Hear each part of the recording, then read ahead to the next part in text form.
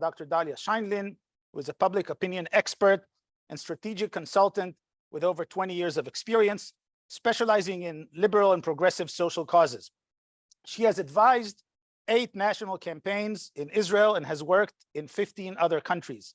She conducts research and policy analysis on the Israeli-Palestinian conflict, regional foreign policy, democracy, human rights and civil rights, minority issues, religion and state, domestic political analysis, and so on. Dr. Scheindlin holds a PhD in political science from Tel Aviv University, and her work has appeared in such prestigious venues as the New York Times, the Washington Post, Foreign Affairs, Foreign Policy, Newsweek, Time, among other places. It's our pleasure to welcome her back to the College of Charleston. She was here in person last year. Today, she will help us make sense of the latest Israeli elections, which took place earlier this month, and that are almost guaranteed to lead to the return of former Prime Minister Netanyahu to office at the head of a coalition that's significantly more right-wing than the last Netanyahu coalition. But actually, why am I talking about Netanyahu? We have an expert here who can do a far better job than me at explaining all this. So please join me in welcoming Dr. Dahlia Scheindlin. Thank you for this kind introduction. I don't know if anybody, I see people clapping, but I don't want people to clap until you've heard what I have to say. You might not be clapping afterwards. But what I thought I would do is try to walk us through the results. I think we all know presumably the broad contours, but I want to walk through them in some more detail. I'll go through what we know about coalition building, what we see in terms of the breakdown of parties, changes or lack of changes from the last time, and try to think about what this says with a bit of more historic overview of Israeli society and why we're seeing the results we're seeing, and then where it might go for what kind of government we can be expected to see and what we can expect that government might be able to do or might want to do. So I will talk for a while, but I would be happy for any signal to stop talking if people would like to, move to conversation and questions. And Yoron, I trust you will be the person to lead off our conversation. I will also show some slides, which I think will help us to visualize, what happened. So let me share my screen now, and I'll walk through where I think we are with the elections. It takes a second for me to pull it up here. To see it nice and big. Okay. So the first thing we need to understand is what happened in terms of what really matters in Israel, which is who won the elections from the perspective of being able to form a government. Now, I'm assuming, but people can stop and ask me if you're not sure, but I assume people know we have a very multi-party system in Israel. We often have, in this election is typical, we had 40 different parties competing. Of course, not 40 parties entering Knesset because we have a threshold, minimum threshold of 3.25%. And the parties that got in, what I'm showing you here is the results from 2021, the last election. That was the 4th election in this long cycle of elections. And the reason why our system was stuck was because the parties supporting Netanyahu, you can see them listed on the right-hand side, which lists all of the parties that competed or that entered Knesset in 2021. Those parties could not win a majority, the parties that were presumed to be supporting Netanyahu. And that included the ultra-Orthodox parties, the religious parties who were not ultra-Orthodox, Likud itself. They only had 59 out of 120 seats.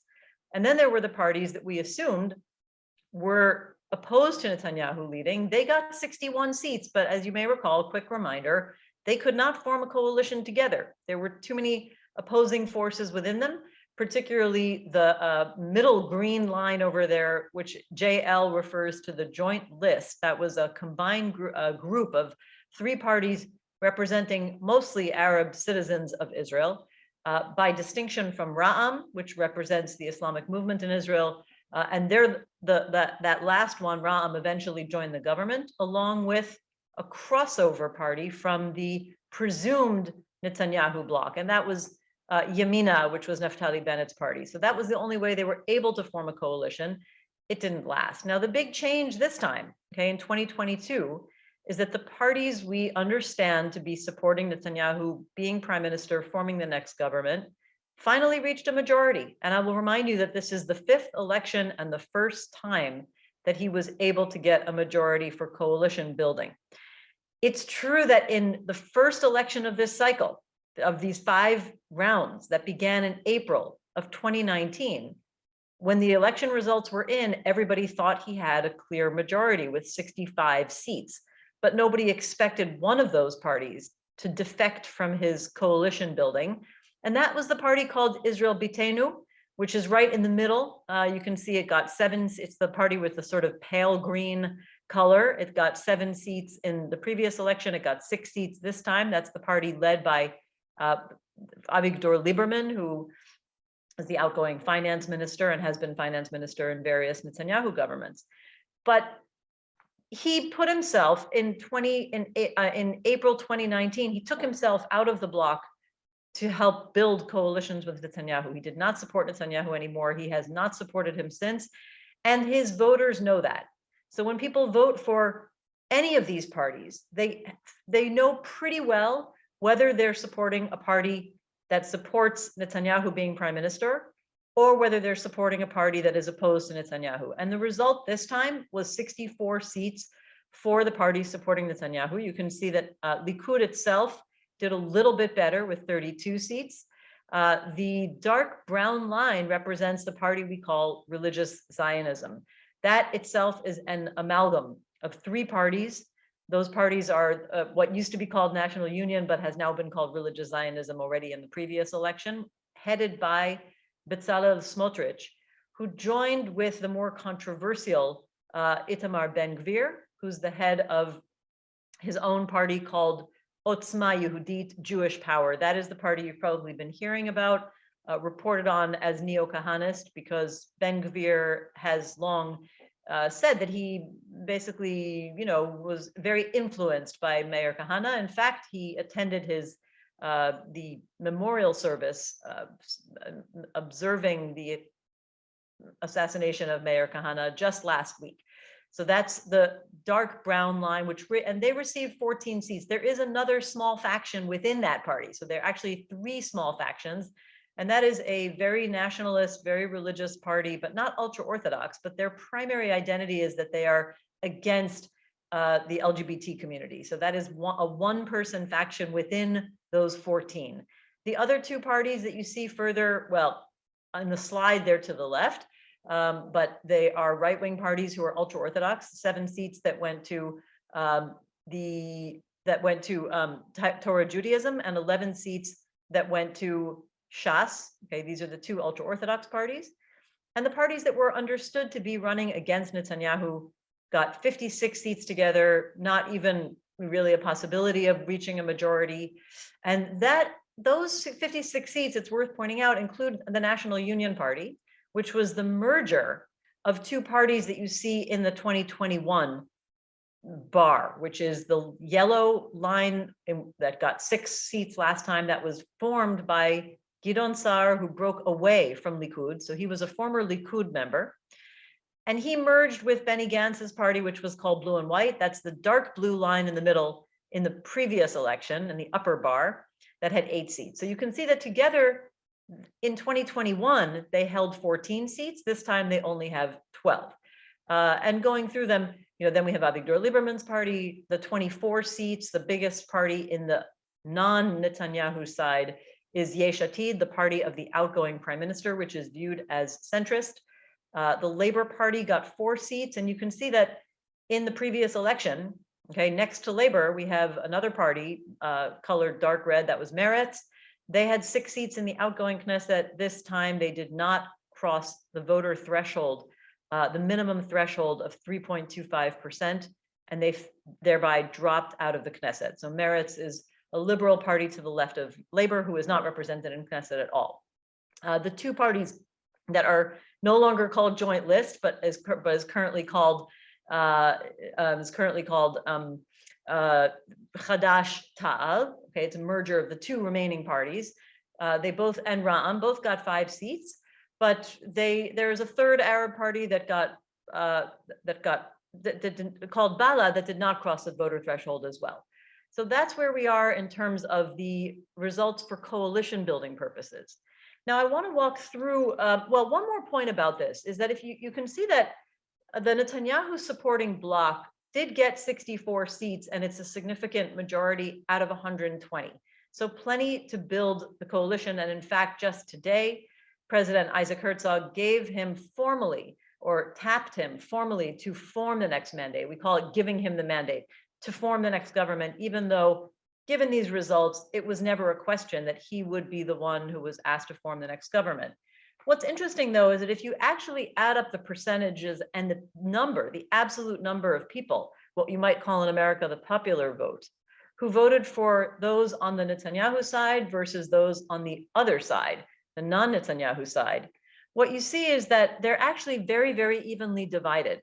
The Netanyahu supporting bloc got 50.3% of the absolute votes, of the absolute numbers, and the parties on the other side got 49.6%. So very, very small difference of actually just over 30,000 votes out of about 4.6 million who made the difference. And the reason why that translates into a bigger difference in terms of breaking down 120 seats is mostly because Meretz, the party that did not cross the threshold, but on the anti-Netanyahu side, came very close. So that was 3.17% of the votes that simply dropped away, but that represents, over 100,000 votes. Now, this is one way of breaking down what happened in the Israeli elections. But to understand why it happened and what actually is happening in Israeli society, I want to go to the next slide, which represents another way of breaking down what happened in Israeli elections, which I consider no less important. And that is what the parties actually stand for in terms of their policies, in terms of their outlook, their ideology. And I think it's important to remember this, because if we just look at Israeli elections in terms of whether parties support Netanyahu becoming prime minister or not, I think you can get the impression that Netanyahu is the only thing that matters for Israeli politics. But of course, it's not true. This is not a personalized system. This is democratic elections, democratic policy governance on some level, certainly for Israeli citizens. And so you can't look at one person as the sum total of the Israeli political system. There was life before Netanyahu, and there will be life after him. So I think it's important to understand who the parties are and what they represent, even if it weren't for the coalition building politics. And by that measure, you can pretty clearly assess how the parties present themselves as right, left, or center, which also reflects how the voters see them. Okay, so this is certainly my categorization of the parties, but based on everything I know about what the parties say, what they stand for, and how the voters view them, if we ask the voters, which is what I do, in survey research. So by that measure, in the previous election, we had 72 out of 120 seats, not 59, who voted for parties that represent what in Israel is considered to be right-wing ideology, which is first and foremost defined by, again, in the Israeli perception, by where the politicians stand on Israeli, Arab, Jewish, Arab, and specifically the Israeli-Palestinian conflict. Okay, so by that logic, by that measure, and there are other aspects involved, but that is generally the first thing that people mean when they say I'm right, left, or center. And after that, they can maybe talk about where they are in terms of separation of religion and state, or greater weight for Jewish religion in the public sphere in Israel, which is another major dividing line. And after that, they might talk about where they stand on issues of democratic institutions, liberal values, the role of the Israeli judiciary. And after that, they might talk about economic policy. So very different from the US in terms of how Israelis perceive what it means to be right, left, or center. By that logic, again, I count the yellow bar there, New Hope, okay, 6 seats for in the outgoing Knesset. That was because that party was established by a right-wing member of Likud who broke away from Likud. And I also count Avigdor Lieberman's party. He is the leader of Israel Beitenu. They represent largely, not only, but mostly immigrants from the former Soviet Union. And he generally takes a hard line with relation to Arabs in general, and specifically on the Israeli-Palestinian conflict, which we can talk about what he stands for, but I think it's a legitimate characterization. I think that's how his voters see him as well. So in the current election cycle in 2022, those parties, you didn't see an enormous shift. Now here we have a complicated problem because the party that was established by the Likud breakaway figure that was called New Hope last time, the yellow bar above, merged with a party called Blue and White, the party of the outgoing defense minister, Benny Gantz, which most Israelis considered to be a centrist party. So how do I count them? Are they center or are they right? Well, in the way they merge their parties, 4 of the members in the top part of the list came from New Hope. So I consider that a legitimate reason to count them on the right side of the map. You have to go deep into what each one believes if you want to quibble with me, which you're welcome to do. But I counted 4 members of the new joined party that is called now National Union. Actually, it's called National Unity. I should have said union, but it's an untranslatable word in Hebrew, Mamlachti, Hamachane Mamlachti. So 4 of those I count in the right-wing bloc. And so what you can see is that, in fact, the system is not so evenly divided as it looks to be if you were just judging based on whether the parties support Netanyahu or not, because there are right-wing parties who don't want Netanyahu to be prime minister, and they say primarily because he's standing trial for corruption. But if you count them, then you see that there's a more significant majority within the Knesset following these election results in favor of right-wing parties that represent right-wing ideologies in Israel. It's a little more than last time. To some extent, that can be attributed to the math of, again, Meretz going underneath the threshold, which would have, added 4 seats to the other bloc, but you would still have a majority, a clear majority in favor of the right-wing parties.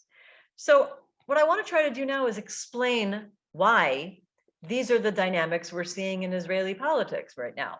And to do that, what I would like to do is walk you through how Israelis categorize themselves on the right, left, and center scale. And this is based on how they name themselves. So these are, of course, surveys where we ask people, do you consider yourself to be right, moderate right, center, moderate left, or left?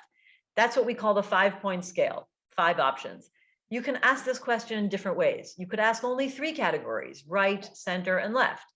But oftentimes we ask 7 categories. We say firm right, right, center leaning right, center leaning left, left, and firm left.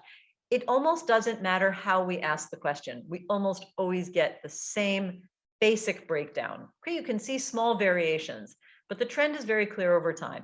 So what you see is that if you look at the total population of adult Israelis, okay, so people over 18, voting age Israelis, just over half of them identify themselves as right-wing. The solid colors are firm right or firm left, and the patterned part is moderate. And so you can see that there's an almost even breakdown among the right wing, although usually this is a typical pattern. Usually there's a little more, a slight advantage for those who consider themselves firm right wing. And together they add up to just over half of Israeli adult age, eligible voters, and about 1/4 who consider themselves to be centrist, roughly 16% who consider themselves to be left wing, broken down somewhat more in favor of the moderate left. Again, those are very small differences. They're within the margin of error, but if there's any trend, we see that on the left, you have more people who consider themselves moderate than firm left, and the opposite among right-wingers. But if you look at the left hand of this slide, you'll see that I break down the Israeli adult population between Jews and Arabs, and that's because they have very different trends when it comes to how they identify themselves.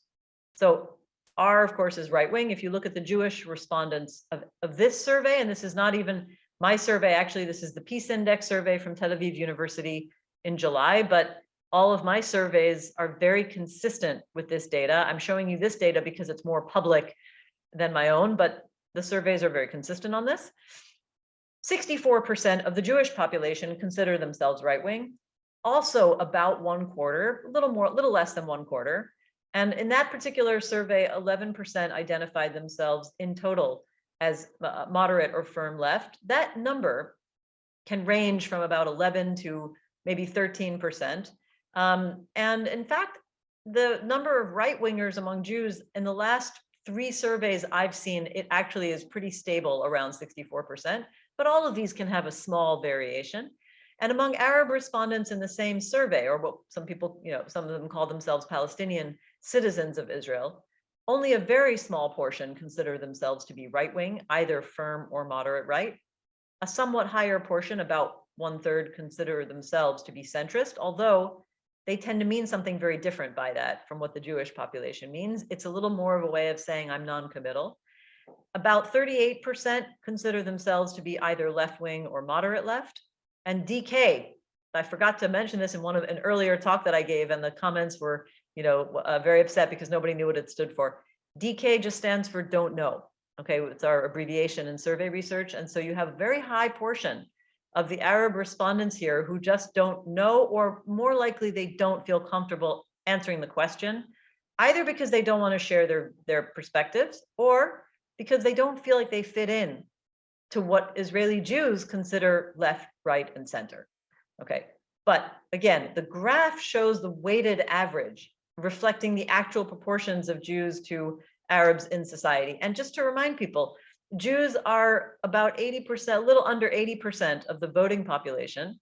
And sorry, they're a little under 80% of the total population in Israel. And Arabs are about 21% of the total population. But when it comes to the adult population, 18 and over, okay, the Palestinian citizens of Israel have higher, they have a young demographic. They have a higher portion of their people who are below 18. And therefore, in terms of just the adult population, we're talking about 17% of the adult population, the eligible voters, who are Arab, versus about 83% who are Jewish, or what the Central Bureau of Statistics call an other category. It's just a few percentage points. However, the reason I'm showing you this slide is because I think that it gives you a better reflection of why we see 74 out of 120 Knesset seats going to right-wing parties. Okay, because you can see the more significant majority among certainly the Jewish population for right-wing ideology. But on the other hand, you can see in the graph that it's just over half. So why do we see a bigger majority among the Knesset? Well, that's because in the Arab population, they have significantly lower turnout rates than the Jewish population. So the estimates actually were in polls showing them at a very low rate of participation, but on election day, from what we can tell from looking at the localities that are mostly where Arabs live, and most of the people there are Arabs, they had about 53% voter turnout. But the total turnout in this election was 71%, and that's the weighted average. So you can imagine that among the Jewish population, turnout was well over 70%, and it was brought down somewhat by the 53% among the Arab population. When it comes down to it, if you're looking at just over half out of 17% of the voters who are Arab, then you have about 9%, let's say, of the people who actually voted who are Arab, and roughly 91% who are Jewish. And therefore, the ideological breakdown is going to reflect what you see in the left-hand side, the fact that a more significant majority of Jews are Jewish, and you're going to see the electoral breakdown that reflects that more significantly. Okay, so that shows you why we are where we are. And just to give you a little perspective of what we've seen over time, okay, because I've been doing this kind of research since 1999. Now, we have surveys going back before that, but they're a little bit more scattered. But I find this a useful measure because it shows you very clearly how overall in the late 90s, these groups were a little more of similar size, okay? There was an advantage for the right, a plurality of Jewish Israelis who consider themselves to be right-wing, and this is only the Jewish population because that's where we have good long-term tracking data. But there was somewhat more parity when a left-wing party, or a party that Israelis consider to be left-wing, won the elections in 1999, you had more people identifying with the left. It's a normal pattern. And then when the second intifada broke out, the people who identify as left dropped, moved to the center. That's why you see them crossing over between the blue and the green line. The green line represents people who self-identify as centrist. And the right wing is still in the 40-something% range, but begins to go up specifically after 2005, when Israel dismantled its settlements from Gaza. That was a galvanizing moment for the right wing. And then beginning to climb more incrementally, not 100% steadily, but incrementally moving upwards, pretty much from when Netanyahu becomes prime minister in 2009. Also a time when we have a series of wars with Gaza, one after the other, between Israel and Hamas, 4 different wars between late 2008-9, 12, 2014, and then again in 2021, and now another escalation even this year. So during all of that time, for various reasons, we can see that people self-identify in increasing numbers with the right wing, crossing over the 60% mark in 2019 and pretty much staying at that level, while the number of people who identify as left wing is low and continues to go incrementally lower, but has a sort of plateau in the low teens, while the portion of Israelis who consider themselves to be centrist has gone a little bit up and down, but essentially plateaued at around 1/4. And that's why you see, for example, the rise of a center party led by Yair Lapid. So now that we understand the longer term history of how Israel got to these elections and got to these results, I want to try to talk about what this government might look like and what it might do. And then I will stop talking and open it up for questions. So when I wrote this morning, Netanyahu was about to receive the mandate. This should now be in the past tense. He has received the mandate. He is formally being asked to establish the government, even though, again, essentially he was already conducting coalition negotiations with the parties that are expected to support him. The coalition that is most likely, I would give it a 97% chance at this point, is with Torah Judaism, what we call United Torah Judaism. That is the Ashkenazi ultra-Orthodox party. Shas, which is the Mizrahi ultra-Orthodox party. Religious Zionism, that's the party of Bezalel Smotrich and Itamar Ben-Gvir, and Likud. That is the most likely combination. For a time, in the very beginning, when we weren't totally sure what the results were, and when there was still a possibility he might only get 61 out of 120 seats, or before the elections, when many of us really believed that it was very likely, one of the likely outcomes was that we would see, again, a paralysis. But still, there were other reasons to think that Netanyahu might have wanted to try to reach out to a party from the more center parts of the Israeli map, including possibly the party of the outgoing defense minister, Benny Gantz, who's not exactly centrist. I mean, because he's in a party formation with a right-wing leader. He did pull some voters from the right. So there was some possibility that Netanyahu would not want to have only these religious and right-wing parties in his coalition, but might try to bring in some defectors from the other side. That doesn't look likely right now. We haven't seen any indications of that. The parties in the coalition doing the negotiation are not talking about it. Netanyahu has not given any hints of that. And the opposition leaders, most importantly, have all said they will not go into a coalition with him if he is the prime minister, because of his corruption trials and in general because there's a lot of political bad blood at this point. The only possibility is that religious Zionism, the party of Bezalel Smotrich and Itamar Ben-Gvir, has said before the election that it planned to split up after the elections. Parties can do that in Israel. They change shape overnight. And that would divide their representation so that out of 14 seats, Itamar Ben-Gvir may have 5 or 6. And that if they did that, Netanyahu has a little more room to maneuver. He could decide that he doesn't want somebody as extreme as Itamar Ben-Gvir and his coalition. That's Otzma Yehudit, the Jewish Power Party. He could try to replace him with somebody in the opposition bloc if he convinces them to go in. And that would mean essentially that there could be coalition shakeups in the future. It does not look likely for now. On the other hand, I said 97% because until the moment a government is sworn in, you can never be completely sure in Israeli politics.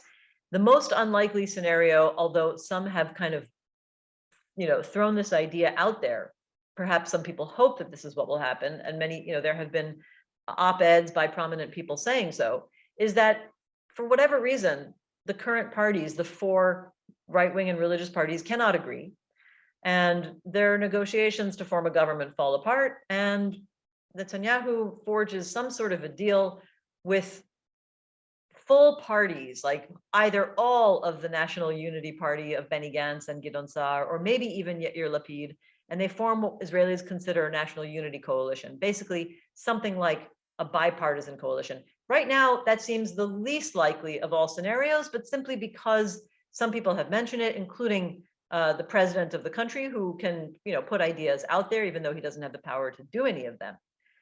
It's worth mentioning, but it doesn't look in any way likely right now. So what do we imagine this kind of government would do? We don't have to do that much imagining, because they have already spoken, actually, despite what some people think in Israel, and I was critical myself during the campaign period, but by the end of the election campaign, the parties were being quite detailed and clear about their policies that they want to advance. And so we know to some extent what they were promising before the elections.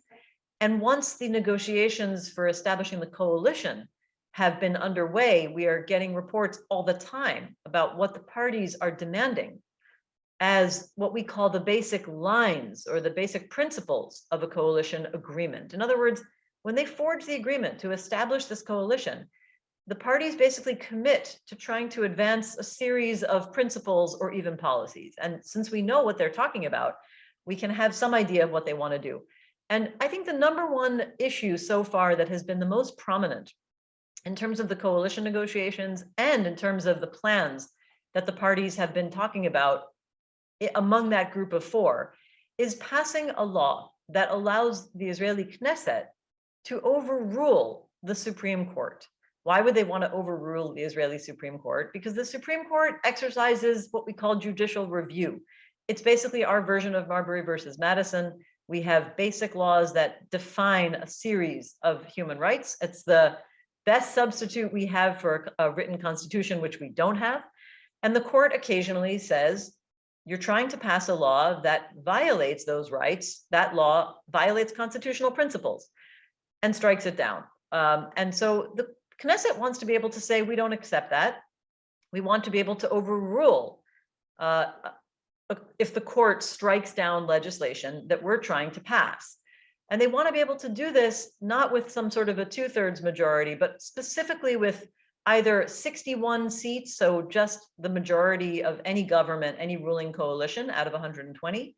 And there have even been some figures who suggested doing it, passing an override law with what we call a regular majority, which simply means a majority of the people who show up to legislate that day. It could be 30-10, it could be 2-1. But right now they seem to be aiming for 61 seats as the majority out of 120 that would be needed to override a Supreme Court ruling that legislation is unconstitutional. Another one of the major issues that is being discussed, mostly from the Religious Zionism Party, is to amend Israel's law of return, by which Jews can automatically apply for and generally get citizenship. They want to change the law, which was based on the idea that if you have one Jewish grandparent, this was of course drawn from the Nuremberg laws in response to the Second World War and the Holocaust, that you can be accepted as a Jew under law of return. They are arguing, or they are demanding, that Israel cancel that designation, that one Jewish grandparent is not enough to be accepted as a citizen in Israel. They would also, as of just over the last couple of days, again, Religious Zionism and the ultra-Orthodox parties have been saying that Reform conversion should not be accepted as a basis for being allowed to receive citizenship under the law of return. So if you're converted in a Reform process, you wouldn't be considered Jewish under the law of return. They have also, again, some of these most detailed plans were proposed by Religious Zionism, so they're easy to explain. Not all the parties have proposed such clear policies, but this is something that was written in the plan that Religious Zionism published about how they want to reform the judiciary, why they want to pass the override law, because they would like to re-legislate a law that was struck down that would legalize settlements in the West Bank, Judea, and Samaria that is built on private land. Because that law was passed in 2017 and it was then struck down by the Supreme Court in 2020, they would like to re-legislate it. And so all of the settlements that are built, in addition to the ones that Israel already recognizes, that this would recognize all the rest of those settlements. They also want to cancel the law under which Israel dismantled settlements in the West in Gaza in 2005 in order to rebuild some of the settlements that were at that time dismantled in the Samaria region of the West Bank. They want to do more legal reforms, and some of the ones that are on the agenda are written here. They want to weaken the position of the Attorney General by splitting it into two. They would like to have more control for elected officials, in fact, almost total control over the Judicial Selection Committee. And they would like for more of Israel's public service to be appointed by political figures rather than professional figures.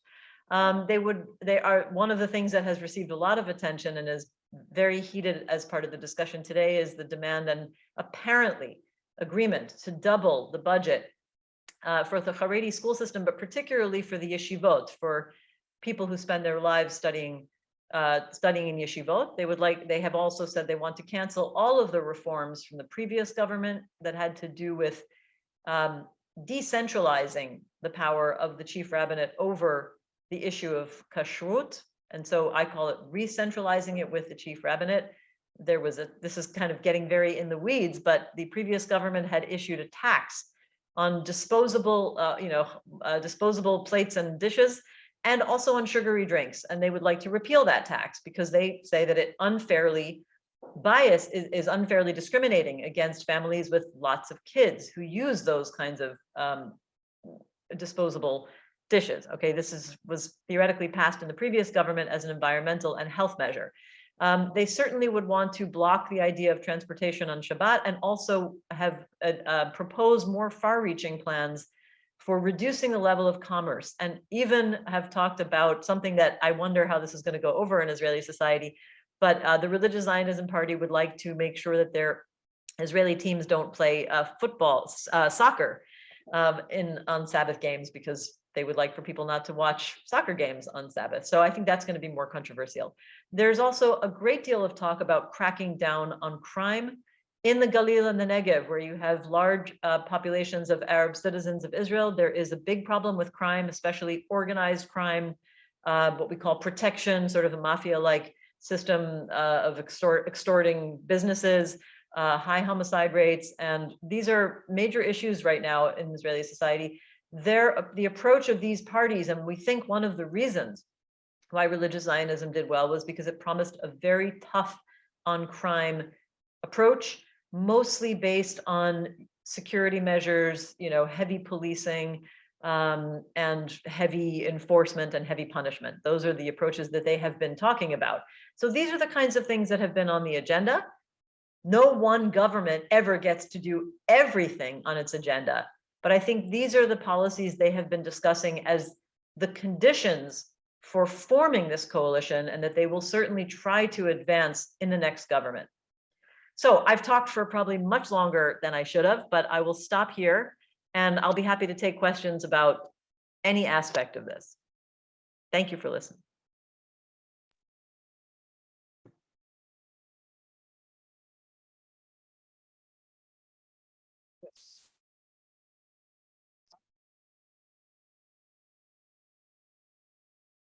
That kind of introduction. Okay. I thought there was some anonymous person that I'm not seeing that I was supposed to introduce. Yes, thank you very much. This was a fascinating presentation, and we are now moving on to the Q&A. This is apparently the person I was supposed to introduce.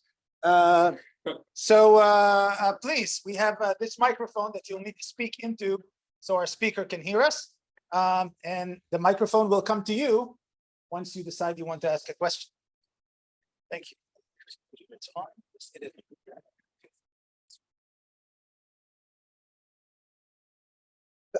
Thank you. Can you hear me, Dahlia? Yes, but just Okay. speak clearly because it's a little bit fuzzy. Okay, thank you for the clear picture. You answered my first question, why labor only got 0.3%, the old labor.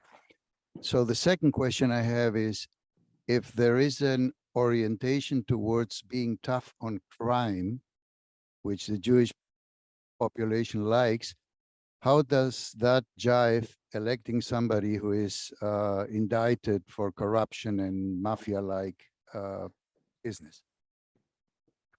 Shall I take a few questions or answer these one at a time?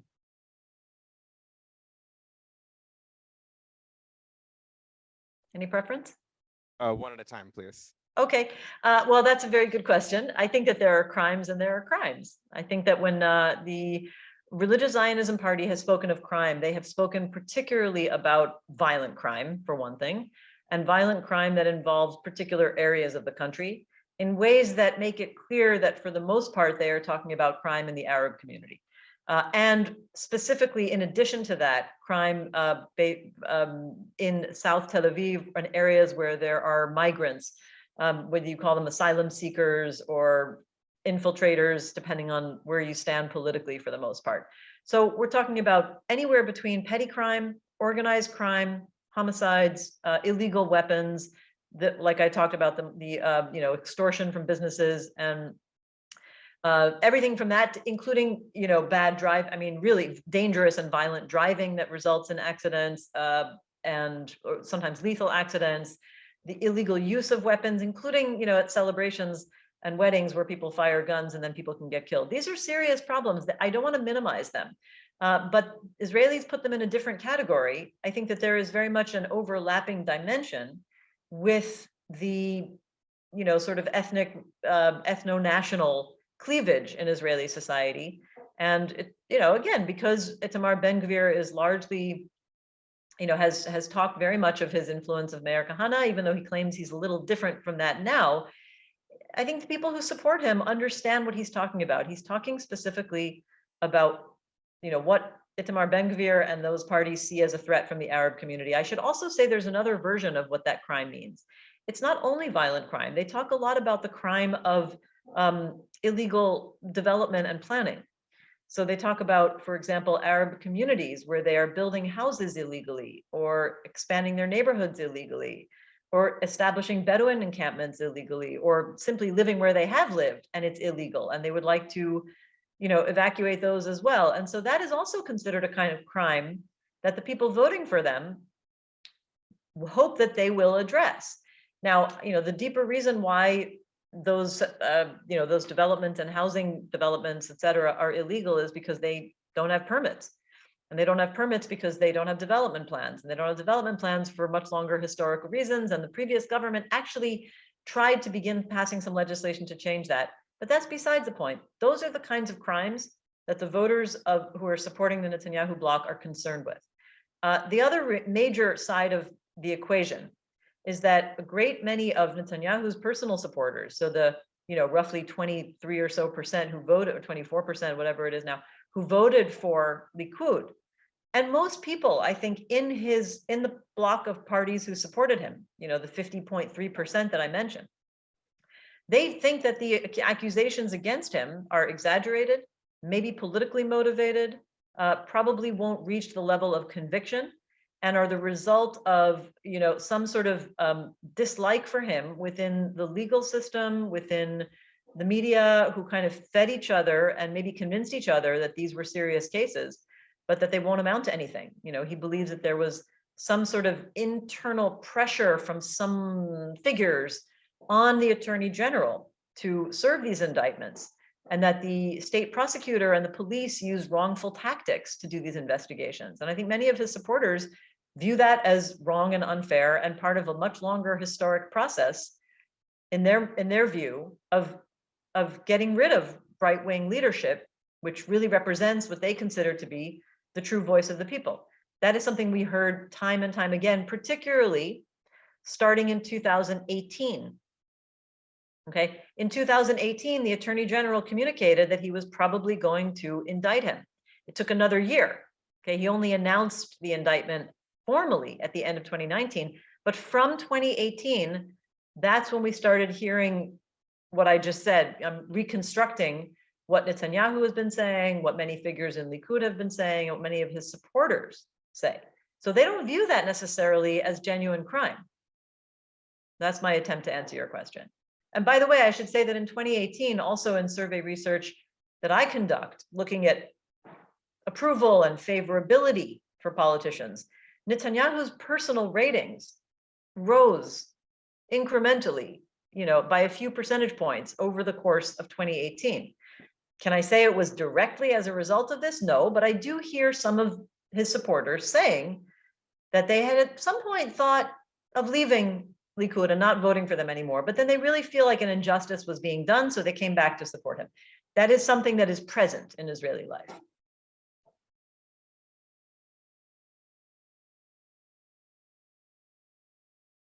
How long is Netanyahu likely to be leader? In terms of prime minister, it will depend on how long he can keep his coalition together. Now, that is a guess. Nobody can really say. Having said that, we have some indications to help us, guess. One is that very few Israeli coalitions actually survive for a full 4 years. It doesn't happen very often. It has happened, but I think you can count them on probably the fingers of one hand. And we are looking at our, 35th government or something. 35th government, yeah, we've had a lot of governments. So it's rare. Having said that, one of the few prime ministers who has managed to lead 2 governments to nearly full term is Benjamin Netanyahu. So he is skillful as a politician. He has at least twice that I can recall. I mean, yes, because from 2009 to 2013, he kept the coalition mostly together. Okay, and from 2015 to 2019, he had coalition reshuffles at points, but he kept a government running.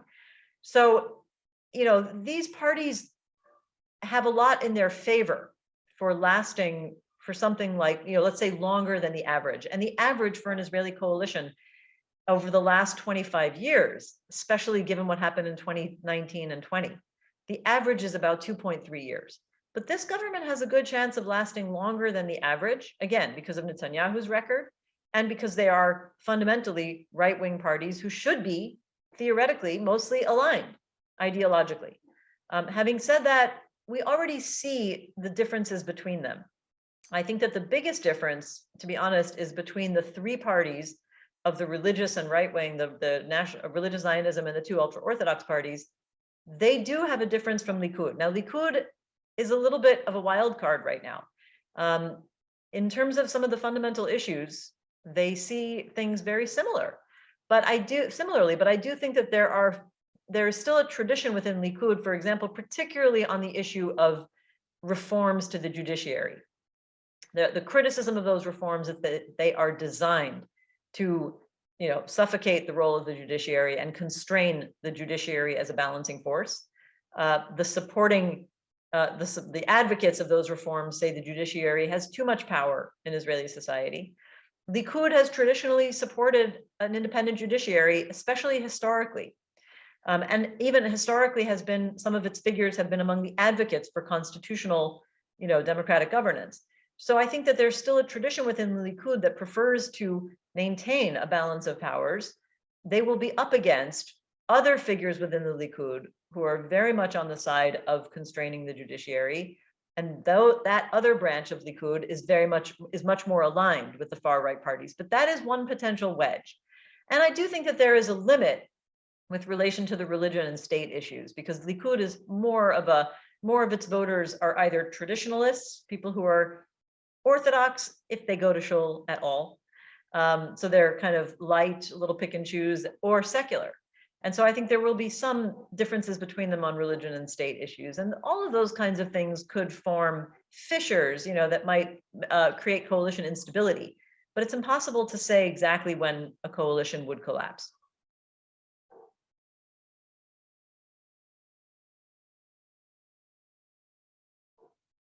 Given there are a lot of Israeli Jews are for separation of religion and government. I only heard part of the question, something to do with separation of religion and government.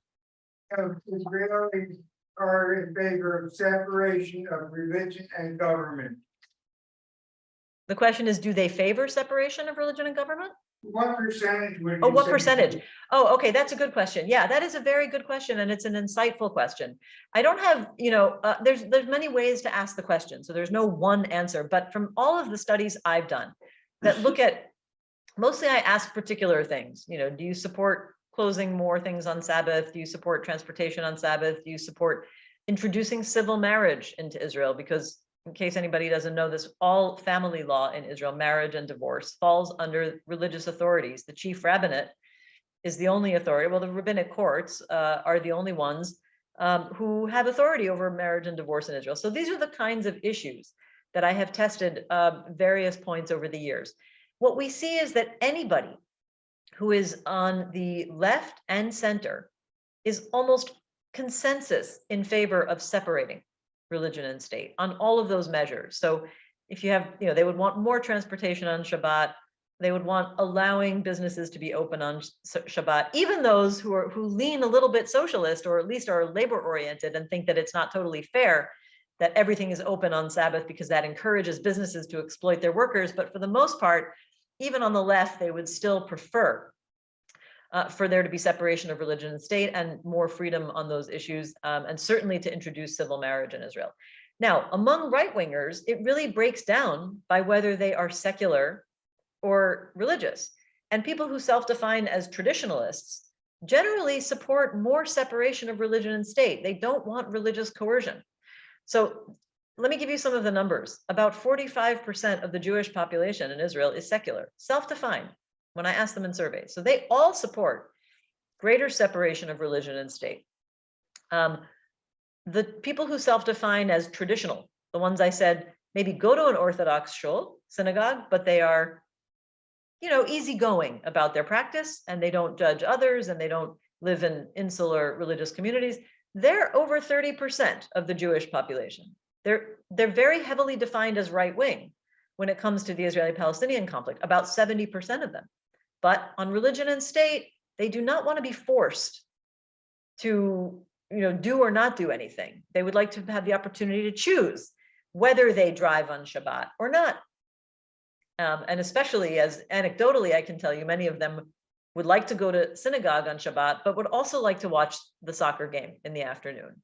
And so, those are communities that are right-wing on what we call the security and conflict issues, but they are more supportive of separation of religion and state. The only communities that really are very consensus or almost consensus or firm majorities for greater control over Jewish religion and public life and private life through family law are the ultra-Orthodox and the national religious communities. National religious is equivalent to modern Orthodox in the US.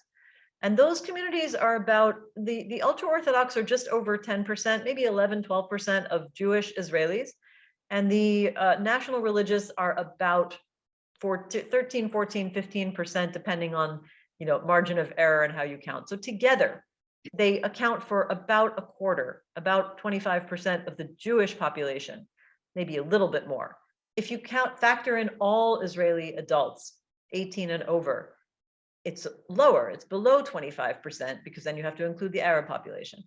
And so, the idea, I think this is one of the contradictions of Israeli society is that on the one hand, this is a minority community, but because they have, a lot of influence in the current coalition, we will see policies that are oriented to serve what is essentially a minority of the Israeli population. But the attempt to restrain the judiciary means that if they have a coalition majority, you have majority rule with few constraints. So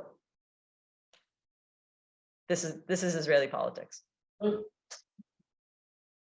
have time for one more question.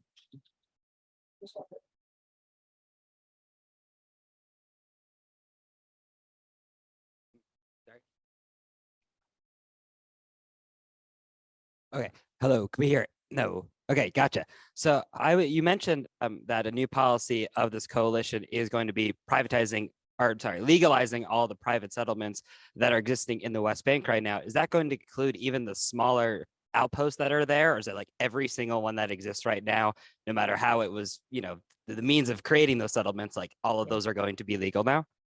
Well, we don't know. First of all, they have to see if they can actually pass it. I mean, yes, they will have 64 seats, but nothing is done until it's done. Will all of the coalition figures line up behind this? I don't know. This is one of the explicit plans of the Religious Zionism Party. I imagine that the ultra-Orthodox parties will support it, and probably significant numbers of Likud, if not all of Likud. But first of all, we don't actually know. And it also could be that the coalition decides that's not the first priority, right? They might do it later. But the law that they were trying to reinstate, to re-legislate, okay, the one that passed in 2017 and then was first frozen by the Attorney General because he said, I won't defend it in court, and then struck down by the court. That was a matter of legalizing settlements that are built on privately owned Palestinian land. So it wasn't so much a matter of whether they were outposts or established settlements. It was a matter of whether they fell on land that Israel has declared to be state land, in which case Israel already considers them legitimate, or whether they were built on private land, which up until now, Palestinians have taken Israel to court to argue that this is a violation of property rights. But this law would basically allow them to keep those settlements on private Palestinian land. It's hard to know exactly which ones are covered because you'd have to know what the ownership status is of every parcel of land. But it's not so much about outposts versus settlements, more about the land that they're on. But it was understood to cover the vast majority of the remaining settlements that Israel doesn't, or where there was at least a challenge that was admissible in court, put it that way.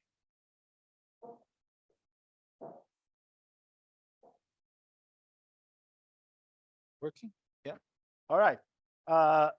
This has been a very fascinating discussion. Thank you very much for this, and thank you all for joining us this morning. And please join me in thanking our speaker. Thank you. Thank you for having me. And Charles did before, meaning in person, not on the screen. But for now, it is what it is. That's what we have. And well, I just want to say that I had a great time when I was visiting Charleston, and I'm forever grateful to Joshua for making that happen. Not last fall, last fall, I think it was. Yes. Well, maybe we'll be able to make it happen again. Thank you all very much for coming, and we look forward to seeing you in our next event. Thank you all.